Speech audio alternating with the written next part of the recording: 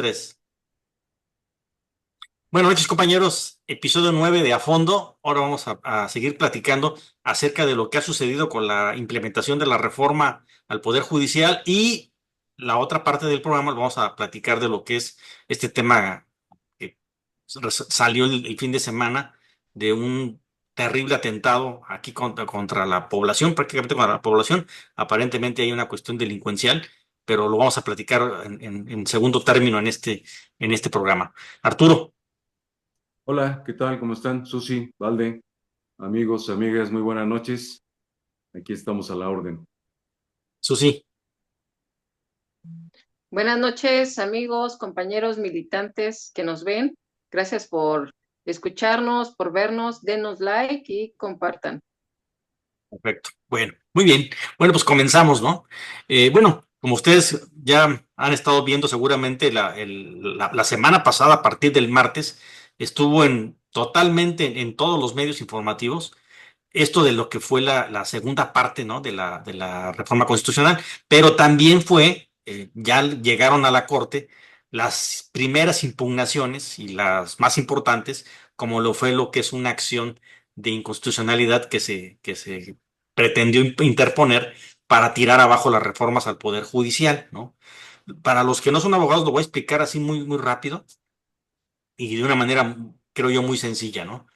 Para poderse impugnar leyes, la Constitución nos marca que hay tres vías, ¿no? Que es lo que es el amparo, que es exclusivo para los ciudadanos, ¿no? Que interponen el amparo, pero también hay otras dos figuras, que es la acción de inconstitucionalidad, por un lado, que se refiere a cuando hay ahí una ley que aparentemente está en contra de la Constitución, pues ahí opera o podrá operar, o se podrá interponer una acción de inconstitucionalidad. La otra figura es la controversia constitucional, que esta es cuando se considera que a nivel federal una ley, ¿no? Está invadiendo otra esfera competencial y se está afectando así la división de poderes y lo que es la Constitución, ¿no? Como tal. En los tres casos, ¿no? Es lo que se han interpuesto diversos amparos, acciones y controversias contra lo que fue la reforma constitucional, ¿no? La que todavía mandó el presidente López Obrador. La primera, digamos, ¿no? Ya la segunda sobre la supremacía constitucional, bueno, pues ya es como un apéndice, ¿no? Ahora, la Corte sumó otro medio de defensa adicional, que fue lo que le llamaban ellos una consulta, ¿no? Una consulta que ustedes recordarán por ahí la ministra Batres, por ahí en una de las sesiones que tuvieron en la Corte, les dijo que era una cuestión totalmente absurda, ¿no? Se enojaron, se molestaron porque les dijeron absurdos, pero la realidad es que es absurdo, ¿no? Una queja no va de ninguna manera a validar o invalidar una ley, ni siquiera una constitución, mucho menos, ¿no? Esa consulta nada más es para cuestiones internas dentro del funcionamiento de la Corte, ¿no? Entonces era totalmente absurdo. Entonces tenemos esas cuatro vías. ¿Qué fue lo que se resolvió en este caso el martes, ¿no? De la semana pasada? Lo que fueron las acciones de inconstitucionalidad. ¿Por qué son más importantes estas acciones? Porque son las que se interponen, digamos, no nada más por los ciudadanos, se interponen por otras personas. Sin embargo, estas reformas, pues de alguna manera ya se dio el antecedente y ya se realizó la votación conforme seguramente se van a decidir todos los demás situaciones, ¿no? No se va a poder invalidar de manera general. Y si acaso en algún amparo van a tratar ellos de por lo menos que les aplique una protección a ciertos jueces que interpusieron los amparos o a ministros, o, bueno, ministros no, o a magistrados de los tribunales, ¿no? Eso fue lo que se resolvió. Bueno, esta es la parte técnica, ¿no? Ahora sí, ya entrando a la parte política, voy a comentarlo también muy rápido. Lo que sucedió aquí fue que se resolvieron los asuntos, se puso a votación. Recordemos que la Corte en este momento todavía, bueno, todavía mientras no se haga la nueva elección de ministros, pues tenemos que son 11 ministros, ¿no? La Constitución como está hoy, el artículo 107 establece que, en verdad, el 505 establece que las leyes se invalidan de manera general cuando hay por lo menos 8 votos a favor, ¿no? En este caso, evidentemente no lograron llegar a esos 8 votos a favor y por eso no pudieron invalidarlo. No quiere decir que no tenía mayoría, ¿no? Ellos obviamente votaron 6 contra 4, 6 contra 5, perdón, ¿no? Entonces sí tenían una determinada mayoría, ¿no? Pero como no llegaron al voto octavo, entonces no pudieron invalidar, en este caso, las reformas constitucionales, ¿no? Y por ahí, nada más para poner la cereza al pastel, ya para acabar de quitarse la máscara totalmente, pues la señora ministra Norma Piña todavía intentó, pues el último recurso de desesperación, ¿no? Decir que como en un transitorio establecía que para la reforma constitucional, cuando fueran evidentemente solamente 9 ministros, bueno, pues la mayoría calificada iban a ser 6, ¿no? Entonces ella trataba de aplicar esa disposición, ¿no? A una situación en donde había 11 ministros, ¿no? O sea, así de absurdo era el asunto. Y bueno, ya pasando de esta parte técnica, ahora sí me gustaría, Susi, que pues, establecieras tu comentario aquí de orden político y social, ¿no? Sí, la verdad es que no les podemos llamar de otra manera a estos ministros más que golpistas, ¿no? Se ve claramente las intenciones políticas para las que ellos trabajan, que es claramente la derecha de este país. Y han trabajado bajo el soborno, bajo el amparo de los medios fácticos, sobre todo en informar al pueblo lo que han hecho siempre, ¿no? Yo creo que se desnudan por completo en esta ocasión y propinan una de las últimas bofetadas que le han dado al pueblo en todo su esplendor, porque vaya qué descaro de desconocer al soberano y sobre todo la representación popular de 36 millones de votos. Realmente es algo muy desagradable ver cómo se burlaban de la historia de nuestro país, sobre todo al recordar pues la historia en cuanto al constituyente de nuestro país, desdeñando por completo esa parte histórica y constitucional que ha marcado precisamente todos los cambios que ha tenido nuestra constitución en cuanto a reformas. Pero me parece que realmente sí ha servido también para que el pueblo mismo se dé cuenta realmente quiénes son y que no es capricho de nadie, sino una demanda del pueblo y que fue muy acertada que nuestro partido tuviera bien como una propuesta de campaña y simplemente se está ejecutando el mandato del pueblo.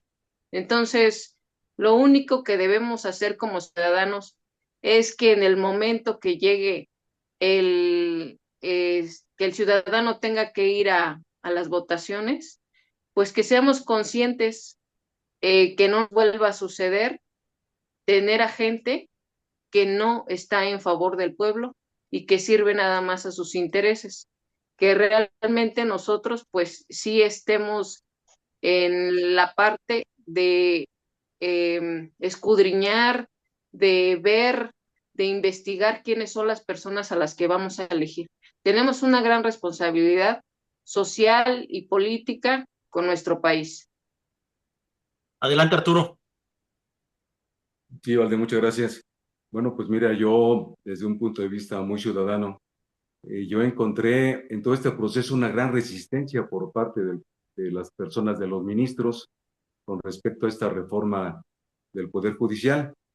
Pues yo me pongo a pensar, pues difícilmente ellos iban a aceptar que se les quitaran todas las prestaciones, prerrogativas, sueldos, todo lo que había atrás de esta reforma, ¿no? Se dice que el Poder Judicial está corrompido. Definitivamente, como en todos lados, pues hay jueces buenos, hay jueces malos, hay jueces corruptos, hay jueces flojos, hay jueces que realmente estaban apegados a esa responsabilidad de impartir justicia, pero lamentablemente aquí existía un gran círculo de nepotismo y los intereses económicos y políticos eran demasiados. Yo me pongo a pensar, cada vez que existía un contrato que era puesto a disposición y a decisión del Poder Judicial, por lo regular los contratos eran ganados por las grandes empresas. Esos contratos que muchas veces el presidente los manejó como contratos leoninos, eran ganados por las empresas y le seguían pegando a los intereses y al patrimonio de los mexicanos. Entonces yo creo que esta medida va a ser muy buena. Sí, no hay que abusar, porque alguna parte de la oposición decía que solamente los jueces que fueran a ser nombrados o designados por el partido, por Morena dentro de la legislatura, iban a ser los que podían llegar. Yo creo que va a ser una buena contienda, va a haber personas capacitadas, personas honestamente reconocidas que pudieran tomar esos cargos y realmente impartir una justicia pronta y expedita, pues para todos los ciudadanos de México. Háblese de personas con poder económico, háblese de personas con situaciones precarias económicamente, socialmente, pero creo que la justicia tiene que llegar a México y estamos a punto de que si lo cuidamos como ciudadanía, bien lo dice Susi, ¿no? Al momento de la votación, escoger a las personas más idóneas que realmente tengan una trayectoria de honestidad dentro de la sociedad, pues creo que pueden hacer un buen papel. México requiere justicia y creo que la justicia ya está pronta para que llegue a nosotros.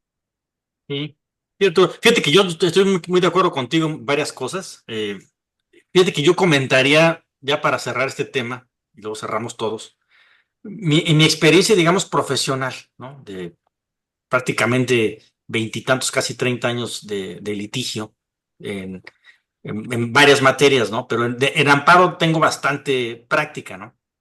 Y yo te pudiera decir que yo no tendría una queja como tal para los jueces, ¿no? Ni para los magistrados. A lo mejor en algunos asuntos sí hubo ahí alguna cuestión que no me haya agradado porque, no porque a veces se gana y a veces se pierde, ¿no? Depende de los criterios y depende el asunto que tú traigas. A lo mejor el asunto ya estaba perdido y tú vas nada más a alargar el asunto.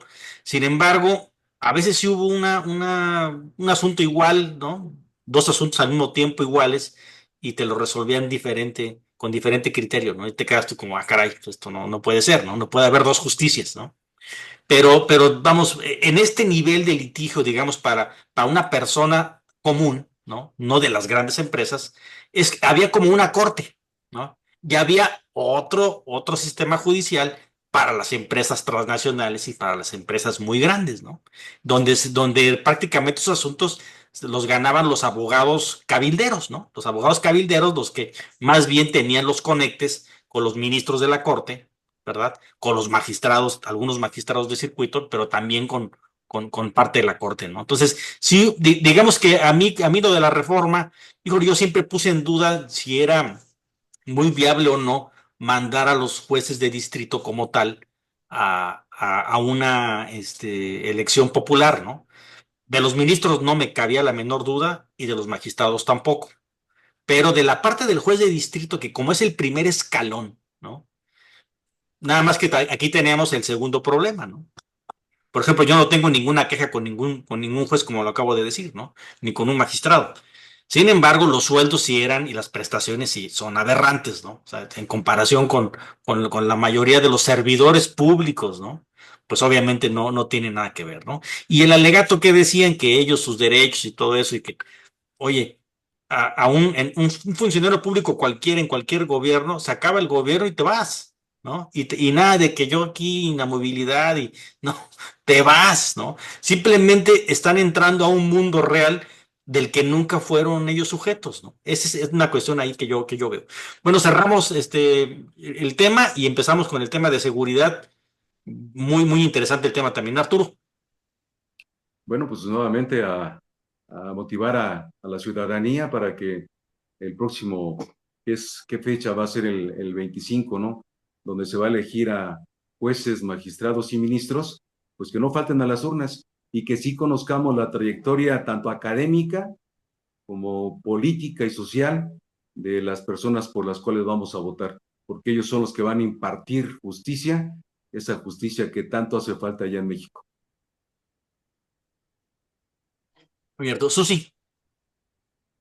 Pues no dejar de puntualizar que tenemos un compañero de aquí de Morena en este programa, el doctor Valdemar, que va a participar, al menos en la convocatoria, y hay que brindarle todo el apoyo, compañeros, en esta cuestión, no solo como militantes, como simpatizantes, como ciudadanos. Creo que es un gran perfil y pues hay que apoyar.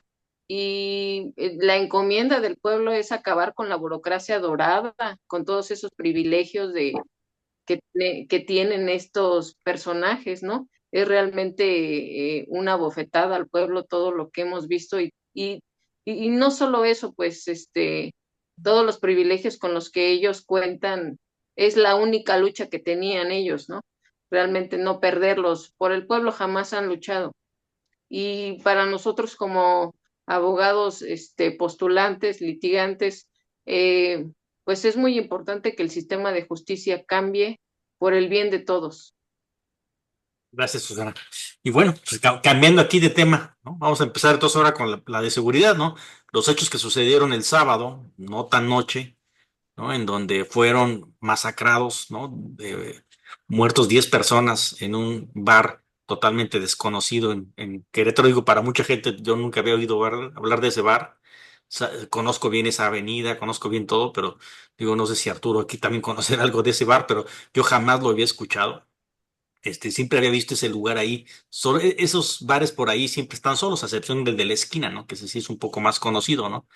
Y obviamente por ahí ya salió información en donde al parecer, pues los sicarios que llegaron a ese lugar, pues prácticamente venían por una persona, ¿no? Y en su afán de aniquilar a esta persona, prácticamente acribillarlo, pues acabaron matando a seguramente mucha gente o gran parte de esa gente herida y muerta, inocente, ¿no?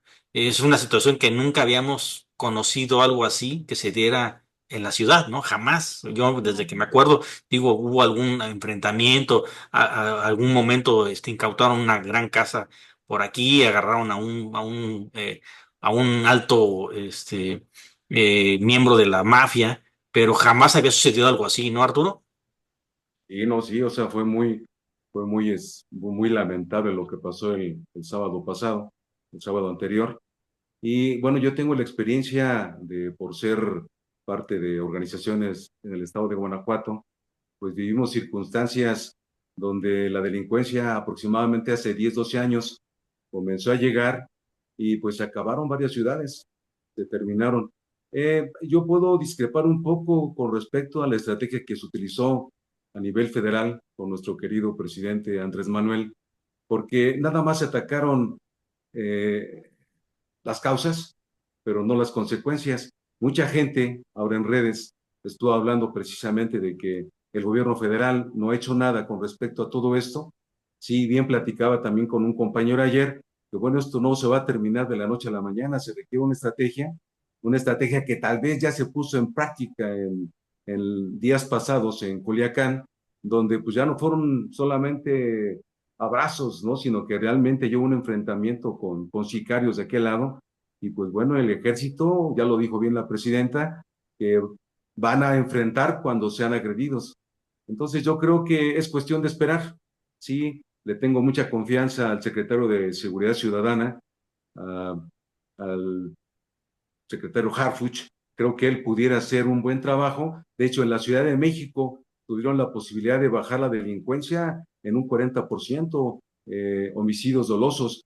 Entonces yo creo que es cuestión de esperar y que haya realmente, que se rompan las cuestiones políticas, donde tanto el municipio como el Estado, como la federación puedan trabajar en conjunto para que esto se pueda llevar a mejor cauce y pronto tengamos un país pacificado y controlado.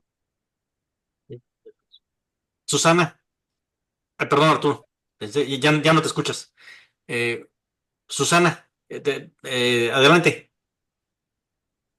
Sí, mira, yo creo que hay que irnos al sexenio de Calderón como antecedente. En el sexenio de Calderón se crean todos los cárteles más peligrosos y poderosos de este país. Entonces no hay que olvidarlo, no hay que olvidar eso. Por eso decimos nosotros, el PAN es el partido aliado del narco, ¿sí? y es comprobable con el caso de Genaro García Luna. Nosotros vivimos en un estado panista y eso es algo que se le ha olvidado a la gente, que el Partido Acción Nacional fue el creador de estos cárteles con este personaje que tuvimos como presidente. Seguimos pagando las consecuencias de aquel episodio tan triste de nuestro país.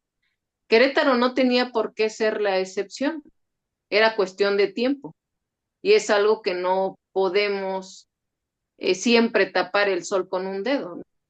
Entonces, para mí, pues no es una tarea fácil, es algo que se viene escondiendo desde hace mucho tiempo, todos los incidentes de homicidios, de feminicidios, que el gobernador pues nos decía que no eran los muertos de nosotros, ¿no? Que nos los venían a tirar o pues ya era como chiste pensar que pues les gustaba mucho Querétaro para venirse a morir, ¿no? Para venirnos a dejar. Eh, es un delito que se persigue de oficio y no podemos tapar el sol con un dedo. Qué bueno que se tiene que tomar cartas en el asunto desde lo federal y ya meter las manos en Querétaro porque realmente, pues nuestro gobernador no puede con este paquete. Él dice que no hay que politizar este asunto, pero pues es imposible cuando ellos pasa algo en Guerrero y son los primeros en politizar el asunto y en posicionar un asunto políticamente cuando es al contrario, ¿no? Y cuando es para ellos, entonces, pues no pasa nada. Yo creo que la ciudadanía eh, le tienen poca fe al ciudadano, fíjate, porque piensan que el ciudadano es tonto, así como los magistrados, que piensan que los ciudadanos somos tontos, los abogados que no pensamos como ellos somos tontos porque no estudiamos en Harvard como ellos. Lo mismo piensa aquí el gobernador, que el ciudadano común pues no tiene la facultad o la facilidad de de desarrollar un tema como este, ¿no? Pero ¿cómo no lo va a tener si el ciudadano es el que vive la realidad imperante de un estado en donde ellos han escondido pues muchas cosas, pero el ciudadano de a pie es el que la vive? Muchos dicen, pues no, el bar Cantaritos pues no era muy conocido. Pues no era muy conocido, pero ahí había mucha gente, ¿no? A lo mejor no era un lugar que estaba súper lleno, pero pues barrieron con todos los ciudadanos que estaban ahí. Difícilmente podemos creer en lo que nos diga el gobernador, nosotros como ciudadanos, porque el gobernador en los hechos siempre le ha mentido al pueblo. Entonces, pues lo único que esperamos es que la estrategia de seguridad nacional permee aquí para poder pacificar nuestro estado por el bien de todos, ¿no? Realmente nos cuesta mucho tener un estado, pues, entre comillas, tranquilo, ¿sí? Porque todo es muy caro aquí, cuesta mucho, pero pues vale la pena, ¿no? La tranquilidad no tiene precio. Y Susana, fíjate que estaba escuchando mucha atención lo que comentabas, y fíjate que yo sí estoy de acuerdo contigo, y creo que a lo mejor vamos, vamos a hablar nomás por no pensar tan mal, pero por lo menos hay un descuido indiscriminado en lo que son la apertura de bares y restaurantes, ¿eh? Vamos, ¿cómo es que después de que pasó esto, ahorita se dan cuenta de que hay quién sabe cuántos restaurantes en Corregidora y en Querétaro, gobernados por Acción Nacional, en donde resulta que tienen irregularidades desde la licencia de alcohol, licencia de funcionamiento, y que no, resulta que no tienen, están funcionando sin permisos? Es increíble, ¿no? Que ahorita, y es más, o sea, eso nada más desnuda, por pensar no tan mal, su total incompetencia y seguramente corrupción, ¿no? De dejar funcionar estos establecimientos sin cumplir con todos los requisitos, ya no digamos de protección civil, los mínimos para funcionar, ¿no? O sea, es una cuestión de donde dices tú, pues aquí claro que hay complicidad, ¿no? ¿Cómo llegas a tener? Vamos, esos dueños, esta misma semana, ¿no? Esto que pasó ahorita opacó todo, ¿no? Pero el lunes o martes habían asesinado a tres personas en otro bar que apenas iba a abrir, ¿no? Una cadena de mariscos de Celaya, por cierto. Y ese mismo ¿Mm? antro que estaba allá en Juriquilla hace creo que unos 4 o 5 meses habían también asesinado allá a una persona, ¿no? Entonces, vamos, o sea, todo esto está conectado. ¿Cómo es que llegan y abren tan fácil un establecimiento, ¿no? Si tú quisieras hacer un negocio y vas y pides permisos, te va a costar uno y la mitad del otro, ¿no? Y esos bares y restaurantes se abren así, ¿no? ¿No, Arturo? Sí, Valdés, así es, o sea, bueno, pues, ¿qué podemos decir, no? Hay corrupción ahí, hay complicidad, hay omisión.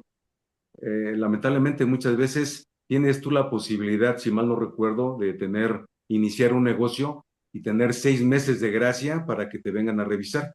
En la cuestión de los restaurantes, no sé, pero en otros giros tienes cierta posibilidad de que tú abres, pruebas y después ya tienes chance de ir a tramitar tu licencia. Pero yo creo que en todo esto, pues sí, tiene que haber mano negra en muchas situaciones, ¿no? Entonces, yo creo que sí, el gobierno municipal, el gobierno estatal, tiene que ponerse muy listos, muy abusados para que esto no crezca. Porque así comenzamos en otros municipios, en otros estados y después ya no lo puedes parar.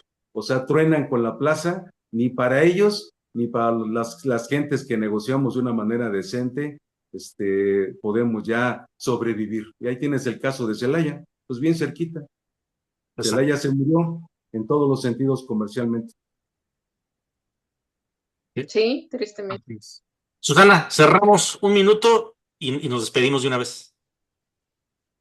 Pues yo le haría un llamado a los ciudadanos a guardar la calma, ¿no? A estar en lo nuestro, a apoyar también en lo que se pueda para tratar de pacificar nuestro estado y seguir siendo la gente buena que somos y a seguir en nuestros negocios sin temor, porque realmente sí es preocupante, ¿no? Toda esta situación, pero pues esperemos que no pase a mayores y que sigamos en lo nuestro, ¿no? No tengamos tanto temor de muchas cosas y esperemos que realmente esto pues pueda tener un buen término con una estrategia de seguridad más certera. Gracias, Susana. Arturo, nos despedimos. Bueno, pues así que agradeciendo la atención, Valde, ojalá que se pongan las pilas las autoridades competentes y volver a tener pues un estado lo más seguro posible. Perfecto. Bueno, pues muchas gracias, compañero. Nos vemos la semana que entra en este programa de A Fondo. Saludos, hasta luego. Hasta luego, buenas noches.